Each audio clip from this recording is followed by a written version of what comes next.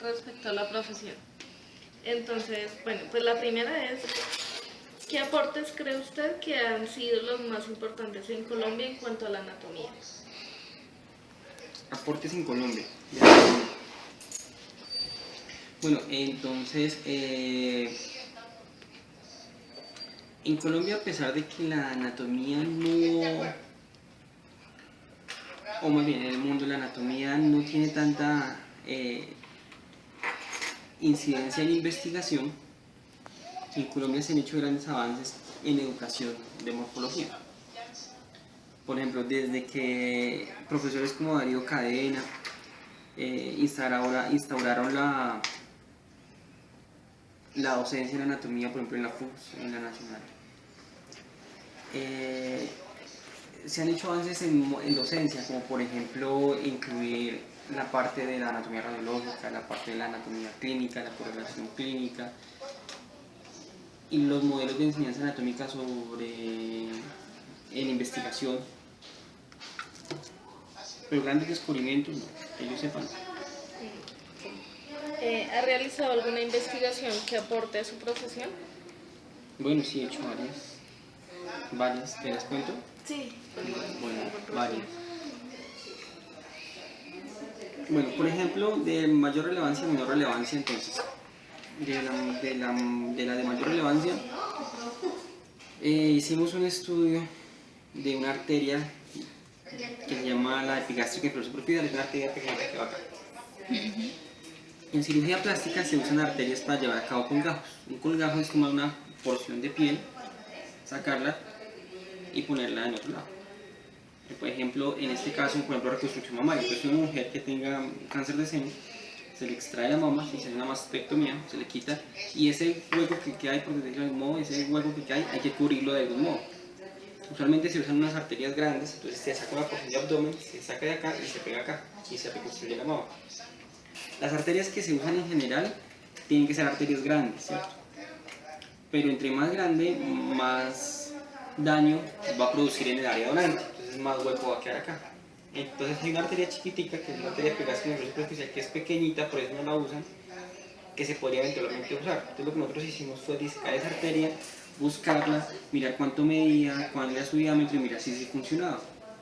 Y lo que encontramos es que sí funciona, tiene unas características especiales que sirven para tomar esa arteria que es pequeña, y como es pequeña la disolución acá es menor, y el reemplazo es igual, o sea, el resultado es igual. Con la diferencia de que usando esa arteria pegástrica inferior superficial, pues es más, el resultado es menos, tiene menos comorbilidad. Esa es una.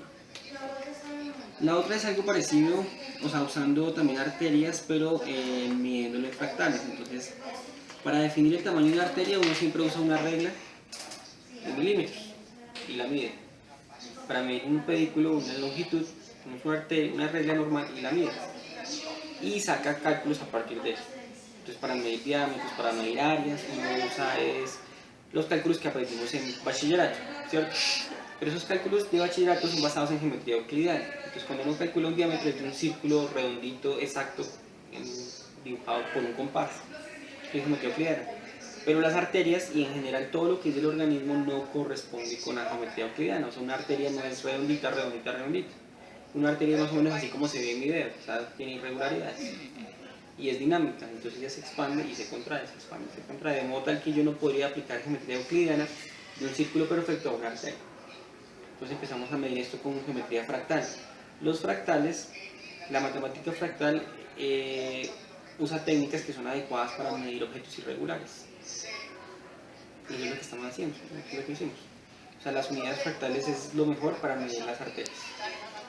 Porque la fractalidad para medir con fractales se usan, o sea, si han visto o han escuchado ustedes que una estructura se replica a sí misma infinitesimamente. Por ejemplo, si yo tomo una porción de esta arteria, esa arteria se replica como si fuera la arteria entera. Entonces yo empiezo a medir, a medir, a medir con fractales y empiezo a medir y es una medida exacta de objetos irregulares. ¿A qué anatomista colombiano destacaría por su excelente trabajo?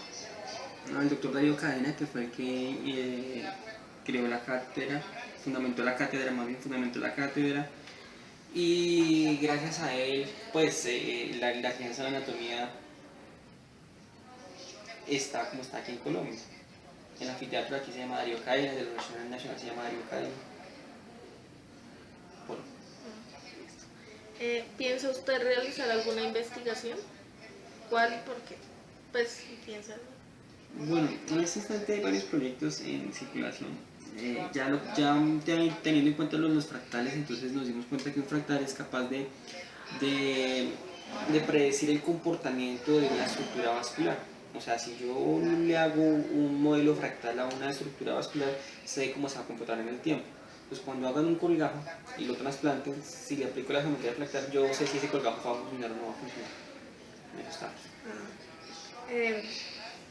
¿Cómo clasificaría el interés de la sociedad colombiana por realizar estudios o investigaciones en anatomía? ¿Esto debido a qué? Bueno, no solamente en la sociedad colombiana, sino todo en el mundo la tendencia es a que la anatomía desaparezca. O sea, cada vez hay más personas que tienden a decir que la anatomía pues ya no, que ya se debe enseñar anatomía es en elementos virtuales. Entonces ya hay muchos programas virtuales de disección, hay modelos en 3D. Cada vez es más difícil conseguir un cadáver, la consecución de un cadáver cada vez es más difícil, sobre todo en un país como Colombia, a pesar de que haya tanto fallecido, tanto muerto, se dan menos a las universidades, porque como en Colombia hay tanto desaparecido, entonces a los 2, 3 años muchas personas llegan a reclamar a su familiar después de mucho tiempo desaparecido, entonces no los donan a las universidades por eso, por la cantidad de desaparecidos y nenes que fallecen en Colombia a causa del conflicto. Bueno, muchachos. ¿Ya están todos?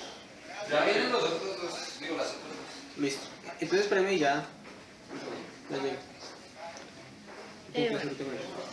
Por medio de su trabajo ha incentivado a sus alumnos o colegas a desarrollar estudios innovadores para la anatomía. Sí, claro, yo creo que por supuesto sí, porque nosotros desarrollamos un semillero de investigación en morfología que se llama morfología quirúrgica. Tenemos estudiantes de pregrado y tenemos varios proyectos de trabajo con él. Proyectos chiquiticos, pero que los estamos desarrollando con ellos. Hemos ido a congresos de morfología con estudiantes de pregrado. Entonces constantemente estamos ahí encima de ellos, viendo qué han hecho, qué han investigado, les gusta la idea, están juiciosos, han investigado. Hemos ido a congresos con trabajos, vamos a ir a congresos con trabajos. ¿Ha realizado alguna conferencia? ¿Alguna vez? Sí, varias. Te digo la ¿Sobre última. qué? Sí. La última que hice fue en el Congreso de Morfología de Colombia. En el Congreso de Morfología de Colombia expuse el trabajo sobre la epigástrica, que fue la primera investigación que les hablé. En este congreso voy a exponer lo de los fractales, que fue el proyecto de investigación. ¿Su estudio o experiencia está inspirado o basado en algo? Sí, yo de profesión soy médico de la Universidad Nacional y hice una maestría en morfología en la Universidad Nacional y el objetivo de eso es especializarme como cirujano plástico. La cirugía plástica es la rama más anatómica de toda la medicina. Entonces, para ser un buen plástico hay que ser un buen anatomista. Entonces, mi idea para ser plástico fue primero ser anatomista. ¿Qué metodología implementaría para lograr el interés como el aprendizaje de sus alumnos? ¿Qué metodología? Implementa para lograr tanto el interés como el aprendizaje de sus alumnos. En anatomía hay varias técnicas, pero digamos la que más me gusta es la correlación clínica, es a medida que uno les va presentando los temas a ellos y les mostrando por qué son importantes, mostrarles casos clínicos reales, de verdad, de mi trabajo, tomo fotos, por ejemplo, imágenes diagnósticas, casos clínicos, y les mostrando lo que vamos viendo y diciendo, mire, eso es importante porque esto de verdad lo van a ver, esto se van a encontrar con esto, y les voy presentando casos clínicos. Con eso uno mantiene el interés durante la clase. Muchas gracias. ¿Listo? Sí.